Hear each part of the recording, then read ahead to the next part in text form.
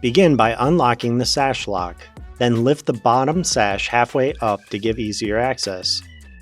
Slide the tilt latches located at the top of the sash away from the frame using both hands. Tilt the sash towards you at a 90-degree angle. Then lift one side of the sash slightly so that the tilt pin comes out of the pivot shoe. Then remove the sash from the window opening.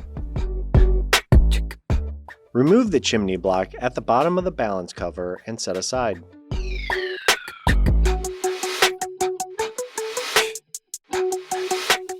Attach the balance tool to the tip of the balance rod. Pull the balance tool towards you to disconnect it from the pivot shoe, then rotate it counterclockwise to release tension from the spiral balance. To add tension, push the rod upward all the way up the tube. Then attach the balance tube to the rod and pull it out of the balance tube.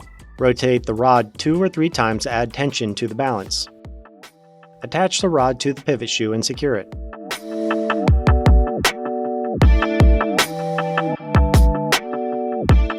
Reinstall the chimney block at the bottom of the balance cover.